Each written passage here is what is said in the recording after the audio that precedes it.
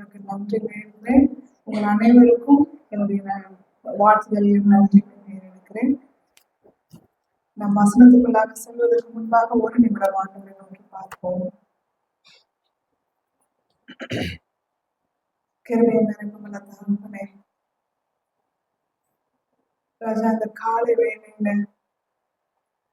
உங்களுடைய வசனத்தை தியானிக்க வந்திருக்கிறோம். இந்த வருடம் முழுவதுமாக நீர் எங்களை கண்ணின் மணியை போல பாதுகாத்து நாங்கள் நிர்மூலமாகாமல் இருக்கிற உங்களுடைய சுத்தத்தை காலையோடு உங்களுடைய கிருபைகள் புதியவைகளாக இருக்கிறதுக்காக எனக்கு நன்றி. இந்த கடைசி வாரத்துல நீர் பேசும் வார்த்தைகளை கேட்க நாங்கள் வந்திருக்கிறோம். அதை பேச நான் தகுதியற்றவர், ஆனாலும் உங்களுடைய தகுதியினாலே நிரப்புகிறார். ஆவியானவர் நீங்க பேசுகிறமா, நாங்கள் கேட்கிறோம். பேசுகிறோமா, கேட்டுக்கொள்கிறோம். பரமபிதாவே, ஆமென். இந்த நாளிலும் நாம் தியானிக்க போகிற வசனம் சங்கீதம் 37:39. மான்களுடைய ரட்சிப்பு கர்த்தரால் வரும், இக்கட்டு காலத்தில் அவரே அவர்கள் அடைக்கலம். நம்முடைய கிறிஸ்துமஸ் கொண்டாட்டங்கள் எல்லாம் முடிஞ்சு ஓய்ந்து இருக்கும் இல்லையா? எல்லா கொண்டாட்டங்களும் முடிஞ்சு டயர்டா இருக்கும், முடிஞ்சிச்சு. அடுத்தது புதிய ஆண்டுக்குள்ளாக நுழையும்.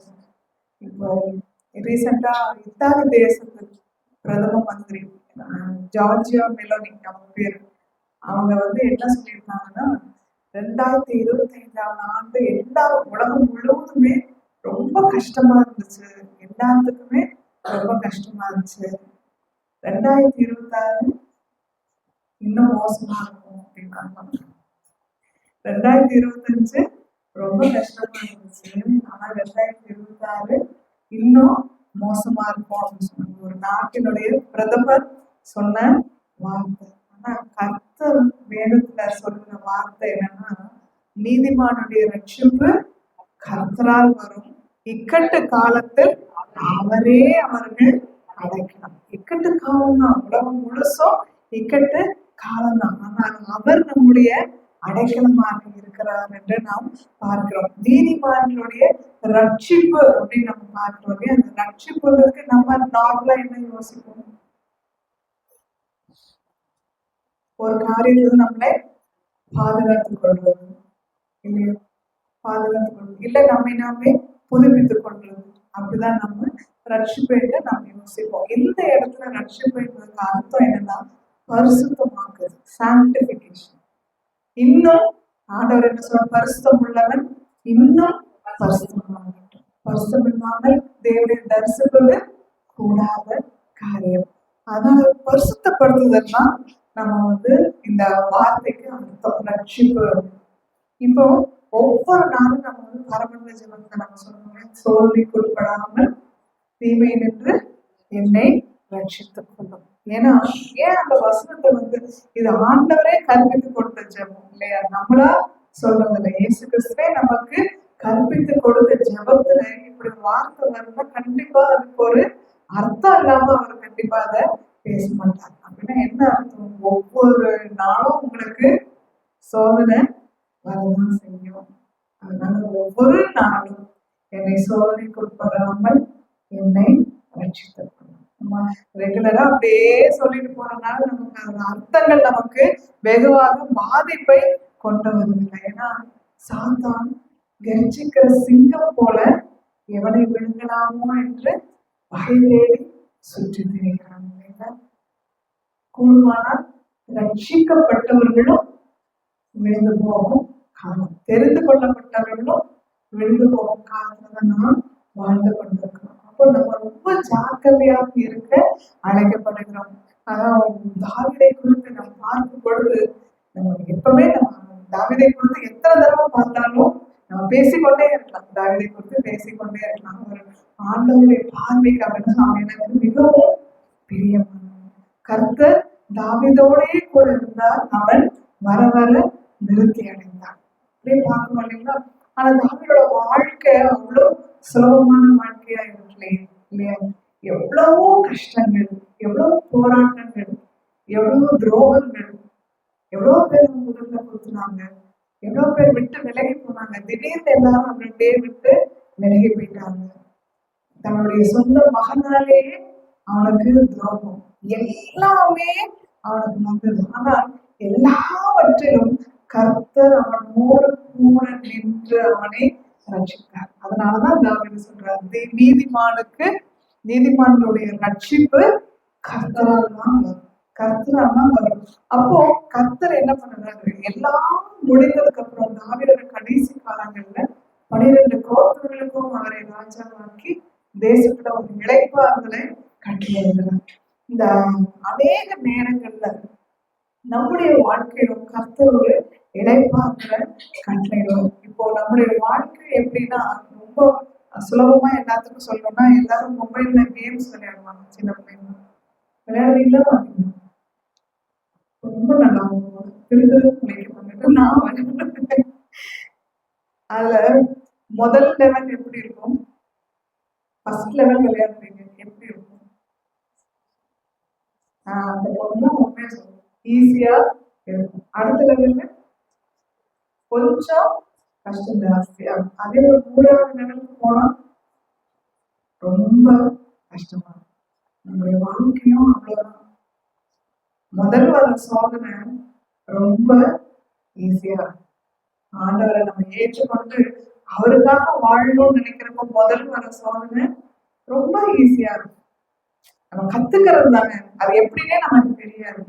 அந்த வாழ்க்கையில அப்படியே ஈஸியா கடந்து போகும். அடுத்தது இந்த கொஞ்சம் கஷ்டங்கள் உள்ள வரும். ஒவ்வொரு லெவலா போக போக புதுசா சோதனைகளை அவங்க அறிமுகப்படுத்திட்டே இருப்பாங்க. அதே போலதான் ஆண்டவரும் நம்முடைய வாழ்க்கையில புதுசா நம்ம நினைக்காதது பார்க்காதது எல்லாத்தையும் அனுமதித்துக் கொண்டுதான் வருவார். ஆனா ஒவ்வொரு சோதனையும் முடிந்ததுக்கு அப்புறம் இளைப்பாறுதலுக்கு ஒரு காலம், ஒரு சோதனை முடியுது, அப்ப இளைப்பாறுதல்னு ஒரு காலம் வரும். அந்த நேரத்துல நாம என்ன பண்றோம், அதுதான் நம்ம இன்னைக்கு கத்துக்க போறோம். இந்த இளைப்பா போராட்டம் இருக்கிறப்போ நம்ம உபவாசிப்போம். வாரத்துல 4 நாள் உபவாசிப்போம். காலையில 3 மணிக்கு எந்திரிப்போம், 5 மணிக்கு எந்திரிப்போம், ஜெபம் பண்ணுவோம், ராத்திரியெல்லாம் கதறுவோம். ஆண்டவரே நீங்க தான் எங்களுடைய ரட்சிப்பா. தாவீது சொன்னது போலதான், இக்கட்டு காலத்தில் அவரே என்ன அழைக்கணும், நீங்க தான். ஏன்னா நமக்கு ஹெல்ப் யாருக்கிட்ட இருந்தோம் வராது, அவர் மாத்திரம் தான் பண்ணணும். நீங்க தான் எனக்கு ஹெல்ப் பண்ணணும், எல்லாம் கேட்கும். வேணும்ன்றது கிடைச்சதுக்கு அப்புறம் அதே ஜெபம், அதே தேவ வாசிப்பு, அதே வைராக்கியம் நம்முடைய வாழ்க்கையில் இருக்கு.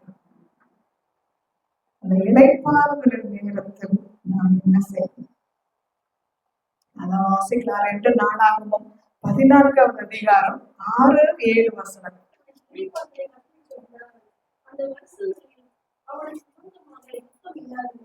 அவனுக்கு விரோதமாக யுத்தம் இல்லாதது ஏனென்றால் கர்த்தர் இளைப்பாறுதலை கட்டளையிடுவாங்க. இந்த ஆசாவை குறித்து பாருங்க, வாசிக்கமா. அரணான பட்டணங்களை கட்டினார். அவன் யூதாவை நோக்கி, தேசம் நமக்கு முன்பாக அமர்ந்திருக்கையில் நாம் இந்த பட்டணங்களை கட்டி அவைகளுக்கு அலங்கங்கள், கோபுரங்கள், வாசல்கள் உருவண்டி தாழ்பால் போட்டு பலப்படுத்துவோமாக. நம்முடைய தேவனாகிய கர்த்தரை தேடினோம். தேடின போது சுற்றிலும் நமக்கு இளைப்பாறுதலை கட்டளையிட்டார் என்றார். அப்படியே கட்டினார்கள். அவர்களுக்கு காரியம் வாய்த்தது. என்ன பண்றாங்க, தேசம் அமெரிக்கையா இருந்தது, கர்த்தர் இளைப்பாறுதலை கட்டளையிட்டார். ஆனா இளைப்பாறுதலை கட்டளையிட்டார்ன்றதுக்காக அவங்க ஜாலியா ரெஸ்ட் எடுத்துட்டு ஜாலியா நம்ம பார்ட்டி பண்ணலாம், ரொம்ப சந்தோஷம், நம்ம ஜாலியா இருக்கலாம்னு அவங்க நினைக்கல. அவர் என்ன செய்யறாரு, கர்த்தர் நமக்கு இளைப்பாறுதலை கட்டளையிட்டு இருக்கிறார். நம்ம என்ன பண்ணுவோம், நாம் அரணான பட்டணங்களை நாம் கட்டுவோம், நாம் பலப்படுத்துவோம், வாசல்களை உண்டு பண்ணி தாழ்வாள்களை போட்டு அதை பலப்படுத்துவோமாக. இதுதான் நாம் செய்ய வேண்டிய காரியம். கர்த்தர் நமக்கு ஒரு இளைப்பாறுதலை கட்டளையிடும் போது நாம் செய்ய வேண்டிய காரியம் என்னன்னா, இப்ப இருக்கிற பாதுகாப்பு, நான் சொன்னது போல அந்த மொபைல் கேம்ஸ், இப்ப இருக்கிற அந்த ஸ்ட்ரென்த்தோட அடுத்த லெவல்ல நாம ஜெயிக்க முடியாது. அப்போ அதே போல நம்முடைய வாழ்க்கையிலும் இப்ப இருக்கிற பாதுகாவலோட அடுத்த லெவல்ல வர்ற போராட்டங்களை நம்ம ஜெயிக்க முடியாது. அப்போ அதை மேற்கொள்ளணும்னா இந்த இளைப்பாறுதலை கட்டளையிட்டு இருக்கும் காலங்கள்ல நாம் அரணான பட்டணங்களை நம்மை சுற்றிலும் எழுப்ப கட்டளையிடணும். தாழ்பாடுகளை போட்டு நாம் பலப்படுத்த அழைக்கப்படுகிறோம். அந்த நேரத்துலதான் இன்னும் ஜாக்கிரதையா இருக்கும். அப்படி அந்த இளைப்பாறுதல நேரத்தில் நாம் ஜாக்கிரதையாக இருந்தோம் என்றால் போராட்டம் வரும் பொழுது எழுதி மேற்கொள்ளலாம். முதலாவது அந்த உள்ள வர முடியாது. அலங்கங்களை கட்டி அரணான பட்டணங்களை எழுப்பி தாழ்பாடுகளை போட்டு நம்மை பலப்படுத்தி இருக்கும் பொழுது எதிரில் வரும் அந்த போராட்டம் உள்ளே வருவதற்கே வாய்ப்பு இல்லாமல் போயிடும். நம்ம செய்யாம இருக்கும் பொழுதுதான் அடுத்த லெவல்ல நம்ம போகும் பொழுது அடுத்த போராட்டம் நமக்கு வரும்பொழுது அப்போ திருப்பி பழையபடியே போய் அழுது கெஞ்சி கூட்டாடுகிற காரணம் நமக்கு வரும். இது ஆசா பண்ணின காரியம். ஆனா நம்ம தாவீது என்ன பண்ணாருன்னா வாசிக்கலாம் 1 நாளாகமம் 21வது அதிகாரம் 1-2 வசனங்கள்.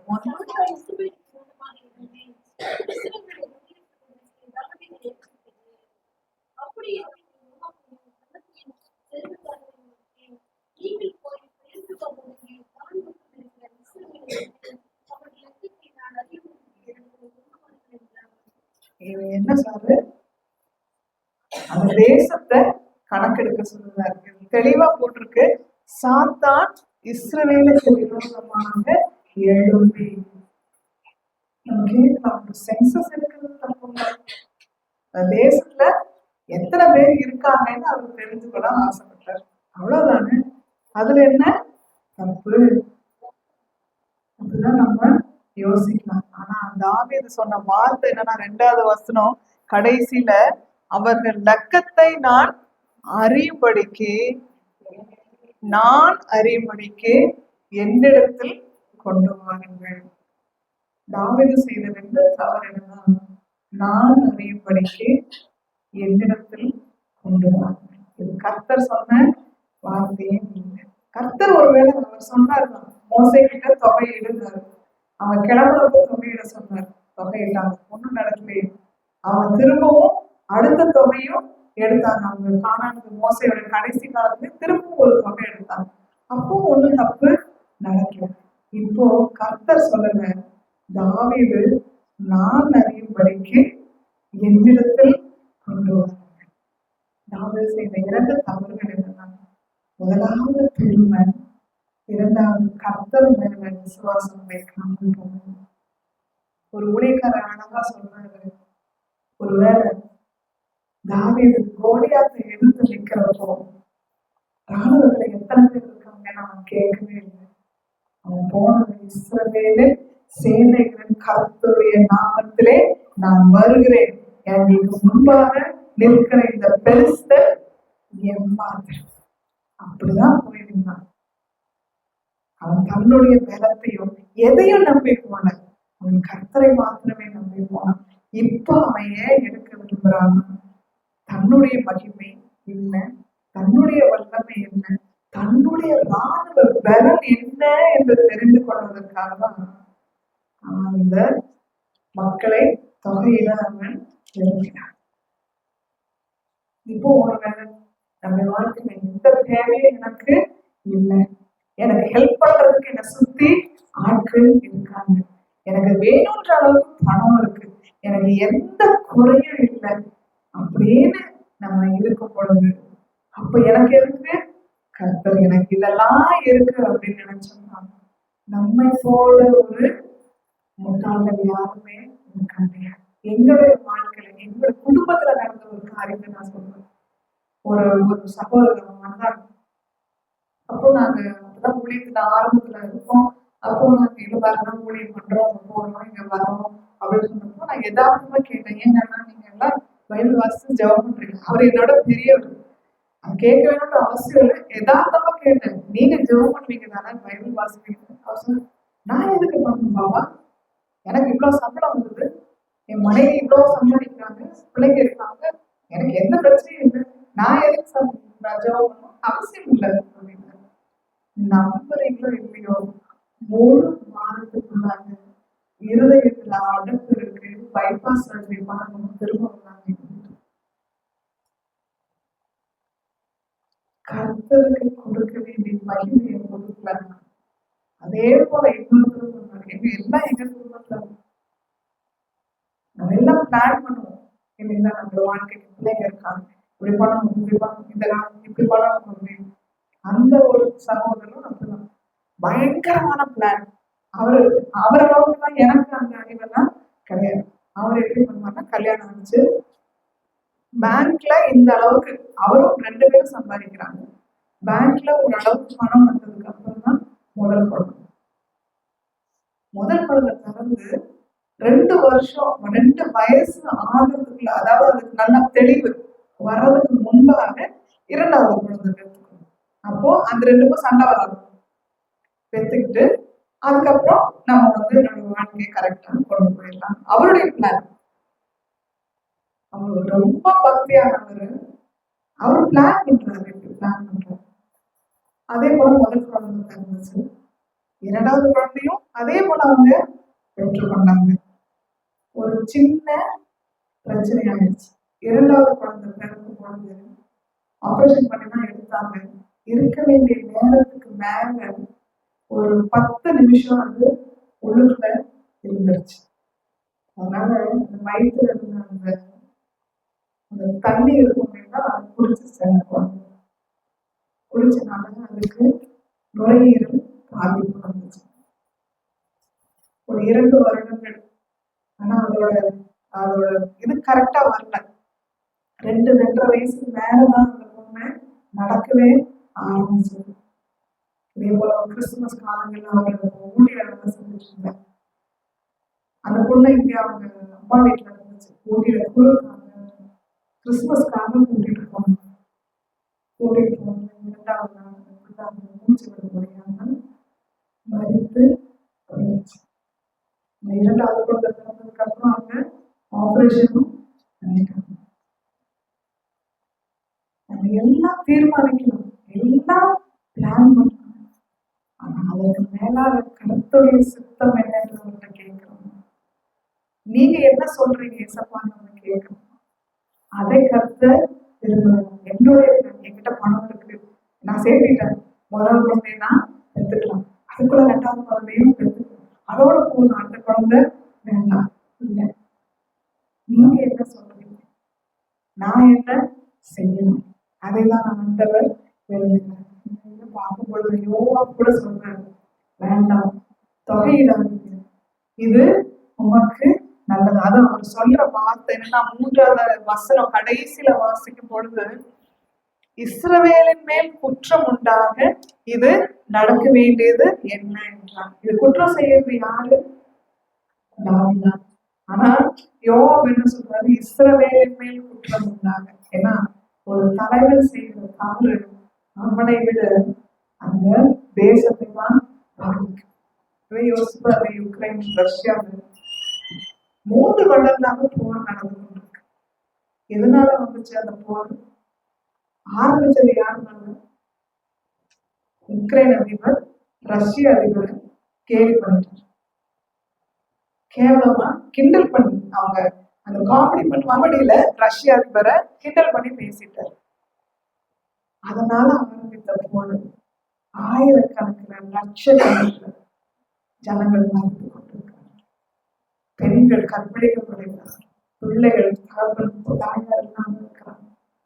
ஆனா புட்டின்கோ ஸ்வெலன்சிக்கோ ஏதாவது பிரச்சனை வந்தா அவங்க பாதுகாடா இருக்காங்க, அவங்க சந்தோஷமா தான் இருக்காங்க. அந்த தேசத்துக்கு தான் பிரச்சனை. அதெல்லாம் இன்றைக்கே சொல்றது, நீ பண்ண பிரச்சனை உன்னோட காது, இந்த தேசத்துக்கு தான் பிரச்சனை. இதுலயும் பார்க்கலாம், தாவீதோட குடும்பத்துக்கு எதுவுமே ஆகல, அந்த தேசத்துலதான் 70,000 பேர் மடிந்து கொண்டிருந்தாங்க. கர்த்தர் பாதித்தார். 7வது வசனம் 8வது வசனம் வாசிக்கும் பொழுது, இந்த காரியம் தேவனுடைய பார்வைக்கு ஆகாததானபடியால் அவர் இஸ்ரவேலை வாதித்தார். தாவீது தேவனை நோக்கி, இந்த காரியத்தை செய்ததால் நான் மிகவும் பாவம் செய்தேன், இப்பொழுதும் உங்களுடைய அடியேனின் அக்கிரமத்தை நீக்கிவிடும், வெகு புத்தியினமாக செய்தேன் என்றான். ரொம்ப லேட். அதுக்குள்ளாக கர்த்தர் வாதைய அனுப்ப ஆரம்பிச்சிட்டார். ஆனா லேட் ஆனாலும் ஒரு காரியம் என்னன்னா, தாவீதை ஏன் எனக்கு பிரியமான தாசன் என்று சொல்றாருன்னா, தாவீது எப்பொழுதுமே விழுந்து போன இடத்துல விழுந்து இருக்கிறது. நம்மளும் கீழே படுக்கி விழுகிறோம், நம்ம என்ன பண்ணுவோம்? விழுந்துட்டோம், அப்படியே தான் வாழ்க்கை ஃபுல்லா இருக்கும்னு நம்ம சொல்றோம் இல்லையா? எந்திரிக்கிறோம் இல்லையா? திரும்ப ஊனி எந்திரிக்கணும். என்ன ஒரு சில சமயம் முட்டியில அங்க இங்க அடிபடும். நம்ம விழுகிற தன்மையை பொறுத்து அடி ஜாஸ்தியா விழதான் செய்யும். ஆனா திரும்ப எழுந்திருக்கிறோமே, கை ஊனி எழுந்திருக்கிறோமே, மேல அந்த தூசியில இருந்து உதறி விட்டுருக்கோமே, டப்பு டப்புன்னு எல்லாத்தையும் தள்ளி விட்டுட்டு என்ன பண்றோம்? அதே இடத்துல நிக்கிறோமா? அடுத்த வேலையை பார்க்க போறோம். அதே போல நாம் விழுகதான் செய்வோம். நாம் மனித பிறவைகள், கண்டிப்பாக நம்ம ரொம்ப பர்ஃபெக்டா இருக்க முடியாது. தாவீது இது செய்யறது எப்போ? கடைசியிலதான் அவன் இந்த தப்ப செய்யணும். அவ்வளவு கஷ்டங்கள் பட்டும், அவ்வளவு வேதனைகளை பட்டும், எல்லாவற்றிலும் கர்த்தர் நீக்கியும் தாவீது இந்த தவறு செய்யதான் செய்யணும். தாவீதுக்கே அந்த பிரச்சனை நமக்கு இருக்கலாம். ஆனால் விழுந்தோம் என்றால் விழுந்த இடத்துல இருக்க வேண்டிய அவசியம் இல்லவே. அதுதான் அவர் சொல்றார், இக்கட்ட நாளில் கர்த்தரே நமக்கு அடைக்கலம். நாம் இக்கட்ட விழுந்தாலும் நாம் அங்கேயே இருக்கணும்னு அவசியமே எனக்கு. கர்த்தரை நோக்கி கூப்பிடும் பொழுது கர்த்தர் கண்டிப்பாக காரியங்களை மாற்ற முடியாத. இப்ப தாவீது செய்த 2 காரியம் தான். நம் தவறை உணர்ந்தான். அநேகருக்கு நாம தவறு செய்யறோன்றதே நமக்கு தெரியவில்லை. ஆனா தாவீது தன் தவறை உணர்ந்தான். அடுத்தது அந்த ஊழியக்காரன் சொன்ன காரியங்களை அவன் ஏற்றுக்கொண்டான். ஆமா, நான் தவறு செய்திருக்கேன், என்ன மன்னிங்க. 12வது வசனத்துல தாவீது கர்த்தர் தான் காத்து மூலமாக 3 சாய்ஸ் கொடுக்கிறாரு. 3 வருஷத்து பஞ்சமோ அல்லது உன் பகைஞரின் பட்டயம் உன்னை பின்தொடர உனக்கு நீ 3 மாத சங்காரமோ இல்லை 3 நாள் கொள்ளை நோய். 3 சாய்ஸ் கொடுக்குற. நீ தப்பு பண்ண தப்பு பெருசு. ஆனா இந்த 3 சாய்ஸ்ல எது எடுக்கிறேன்னு சொன்னப்போ தாவீது அழகா சொல்றாரு 13வது வசனத்துல, இப்பொழுது நான் கர்த்தருடைய கையில் விடுவேனாக, அவருடைய இரக்கங்கள் மகா பெரியது, மனிதனுடைய மனுஷ கையில் விழாவிருப்பேனாக. இதுக்காக இந்த கர்த்தர் தாவீதை எனக்கு பிரியமான தாசனாகிய தாவீது தான். இப்பொழுது கரெக்ட் தான், நான் பண்ண இந்த தண்டனை வர வேண்டியதுதான். நான் திரும்ப என்ன மனுஷ கையில விட்டுறாதீங்க, நான் உங்களுடைய கருத்துல விழுகிறேன். நான் இறக்கங்கள் மகா பெரியது எனக்கு தெரியும். நீங்க இரக்கமுள்ள இரக்கத்தில் ஐஸ்வர்யம் உள்ளவர் என்பது எனக்கு நன்றாக தெரியும். நீங்க என்மேல் இறங்குவீர் என்று எனக்கு தெரியும். ஆனால் நான் உங்களுடைய கையில் நான் விழுகிறேன் என்று சொல்லும் பொழுது என்ன ஆகுது? ஆண்டவர் அந்த கொள்ளை நோயை அனுப்புகிறார். நம்ம கடந்து வந்த பாதையில நேரத்துக்கு பார்க்கலாம். கடைசி வாரத்துக்கு வந்திருக்கோம். தாவீதை போல தேவையில்லாத காரியங்கள் நாம் செய்திருக்கலாம் நம்முடைய வாழ்க்கையில. ஆனால் தாவீது சொல்றார், நான் இடுக்கணில் அகப்பட்டிருக்கிறேன், நான் இடுக்கட்டில் அகப்பட்டிருக்கிறேன், ஆனால் மனுஷருடைய கைகளில் விடாமல் கர்த்தருடைய கைகளில் விழுவேனாக. அதே போல நாம் பார்த்த வசனத்துல இக்கட்டு காலத்தில் அவரே அவனுக்கு பலனாக இருக்கிறார். அவருடைய இரக்கங்கள் ஏன் மகா பெரிய. 70,000 பேரை கர்த்தருடைய தூதன் சங்கரிக்கிறான். ஆனா 15வது வசனத்துல பார்க்கும்போது எருசலேம் அழிக்க ஆனாலும் அவன் அழிவை கர்த்தர் பார்த்து அந்த தீங்குக்கு மனஸ்தாபப்பட்டு சங்கரிக்கிற தூதரை நோக்கி, போதும், இப்போது உன் கையை நிறுத்து என்றார். கர்த்தருடைய தூதன் எபேசியனாகிய ஓர்னானின் களத்தண்டையிலே நின்றான். இது ரொம்ப முக்கியமான காரியம் என்னன்னா, கர்த்தர் பார்த்து அந்த தீங்குக்கு மனஸ்தாபப்பட்டு. இதுதான் தாவீது நன்றாக அறிந்து வைக்கிறது. அவன் இரக்கங்கள் மகா பெரியது. சொல்றாரு 3 நாள் கொள்ளை நோய் கரெக்ட் தான். 70,000 பேர் இறந்துட்டாங்க. சின்ன காரியம் இல்லை. ஆனாலும் இன்னும் எவ்வளவோ லட்சம் பேர் இறந்திருக்க வேண்டியது. ஆனால் கர்த்தர் அதோடு நிறுத்தினார். அதே போல நம்முடைய வாழ்க்கையிலும் நாம் செய்த தவறுக்கு கர்த்தர் கரெக்டா தண்டனை கொடுத்திருந்தார். என்ன நான் சொல்றேன், நான் போய் ஆனால் நாம் அனுபவிக்க வேண்டிய அளவுக்கு தண்டனையை இதுவரைக்கும் இந்த நிமிடம் வரைக்கும் கர்த்தர் நமக்கு கொடுக்க வேண்டும். கர்த்தர் நமக்கு கொடுக்க வேண்டும். கர்த்தர் தீங்குக்கு மனஸ்தாபப்பட்டார். போதும், உன் கையை நிறுத்து என்று அதோட கர்த்தர் நிறுத்தினார். அந்த எருசலேம்ல அந்த எபூசியனாகிய ஓர்னானின் களத்திலே இடையிலே நின்றான். அந்த இடத்துல கர்த்தர் அவனை ஒரு பலிபீடத்தை கட்ட சொன்னார். தாவீது அந்த களம்ன்றது அது எப்படி இஸ்ரேல் தேசத்துல மலை உச்சியில தான் இருக்கணும். ஏன்னா மத்தியானத்துக்கு மேல காற்று கீழே இருந்து மேல வரணும் அந்த தேசத்துல. அப்போ அவங்க கோதுமை அவங்க வேர் போடும்போது மணி கீழே விழுந்துரும், பதர் போயிடும். அதெல்லாம் கர்த்தர் மத்தேயுவிலே சொன்னாங்க. கடைசி நாள் கர்த்தர் கோதுமையும் பதரையும் தனியாக பிரிப்பார். அதே களத்துலதான் ஆபிரகாம் தன் மகனாகி ஈசாக்கை பலி கொடுக்க முடியும். அதே இடம்தான் பின்னாடில கர்த்தர் சாலமோனுடைய தேவாலயத்தை கட்டினார். 3 அதே இடத்துலதான் நடந்துச்சு. நாம் பெற வேண்டிய தண்டனையை பெறாமல் தடுத்தது அந்த இடம் தான். அந்த இடத்துலதான் கர்த்தருடைய ஆலயமும் கட்டப்பட்டது. ஒருவேளை நம்முடைய வாழ்க்கையில் அதே போல நமக்கு வர வேண்டிய தண்டனை வராமல் தடுக்கிறது அந்த களம் தான். அந்த களம் தான் நம்மளும் இருக்கும் பதனை எல்லாம் நீக்கி பனி போல பெய்த பரிசுத்தமான அந்த கலையை அந்த பதரை எல்லாம் நீக்கி நம்மை கோதுமை மணியாக மாற்றுகிற அதே இடத்துல அவருடைய ஆணையத்தை அந்த ஆலயம் அப்போ அந்த ஆலயத்தை கட்டுனாங்க. இப்போ ஆண்டவர் என்ன சொல்ற, நீங்களே அந்த ஆலயம், நீங்களே அந்த ஆலயம், நாம் அந்த ஆலயமாக இருக்கிறோம் என்றால் இந்த மகா பரிசுத்த ஸ்தலமாகி நம்முடைய இருதயத்தில் இருக்க வேண்டியது அந்த சிலுவை கோலம். அந்த சிலுவை கோலத்தை நம்மையும் தெரிந்து கொண்டிருக்கிற ஒரு ஆலயமாக ஒருவேளை பாவம், வாதை, தண்டனை, மீறுதல் எல்லாம் அவிசுவாசம் எல்லாம் இருக்கலாம். ஆனால் அந்த ஆலயத்தில் கர்த்தர் நமக்குள்ளாக வரும்பொழுது அதனை எல்லாம் நீக்குதல் களமாக மாற்றி நம்மை கோதுமை மணியாக மாற்றி அவரே அதற்குள் வாசம் பண்ணுகிறவராக இருக்கு. அவரே வாசம் பண்ணுகிறவராக இருக்கு. புதிய ஆண்டுகளாக நுழைய போகிறோம். அது எப்படி இருக்கும் என்று நமக்கு தெரியாது.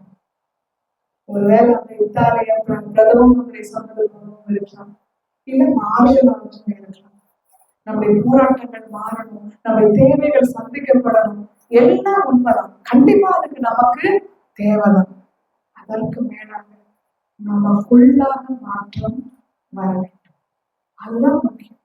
மாற்றம் நமக்கு உள்ளாக வர வேண்டும். ஏனென்றால் நாம் அவரை போல மாற வேண்டும்.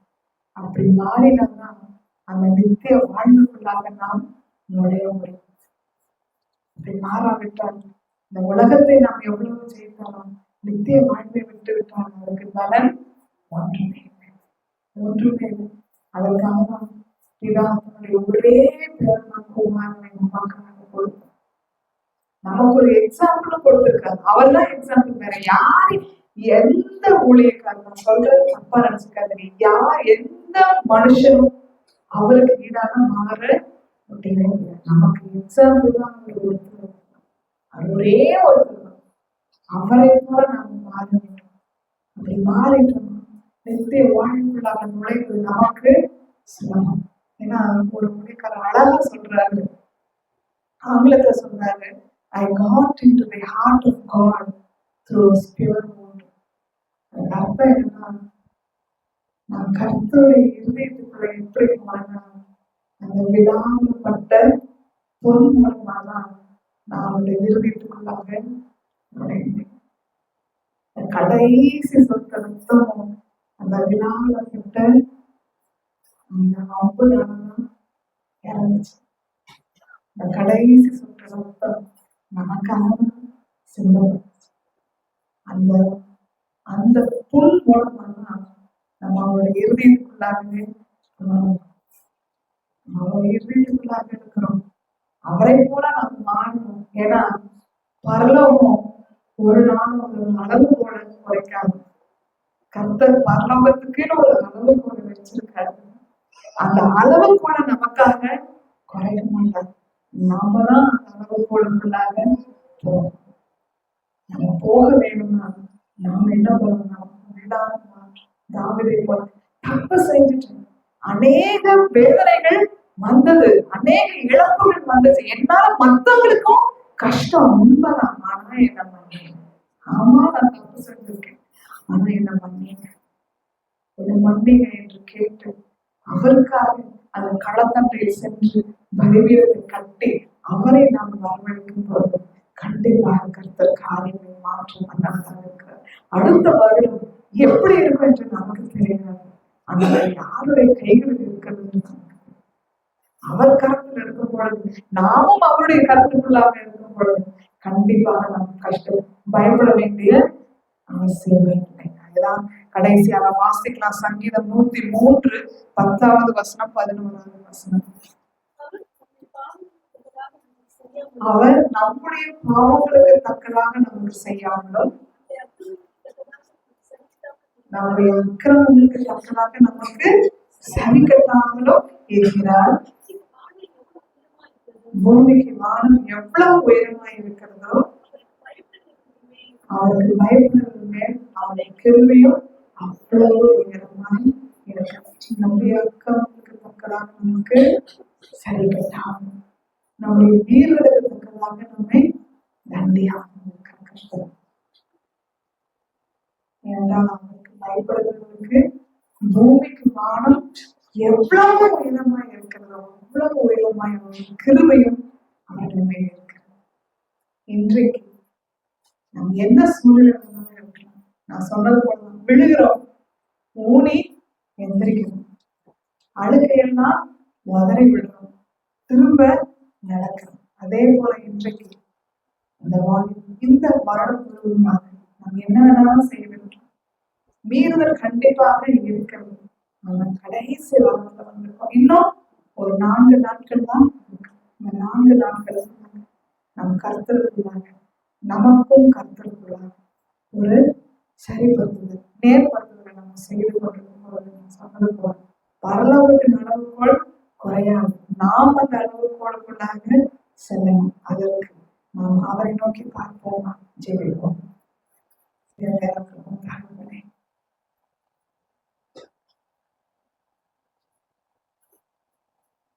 ராஜா, நாங்கள் எங்களை அர்ப்பணிக்கிறோம்.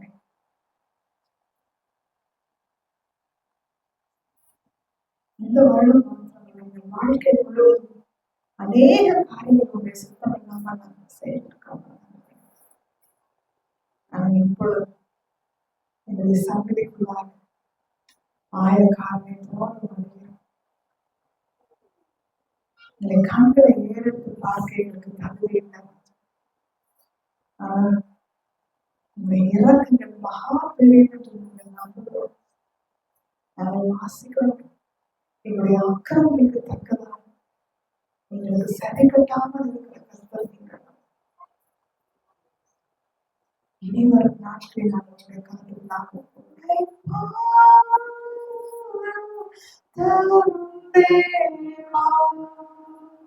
காலை தோழி தேற்றினோமே சிலுவை நீரல் தஞ்சம் சுகமாய்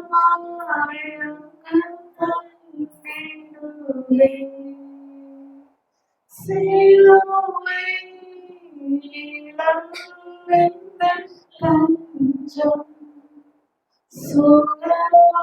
சுகமாயங்கு தங்கிடுவே திருப்பாதம் நம்மை வந்தே கிருபை நிறை இயேசுவே தவறை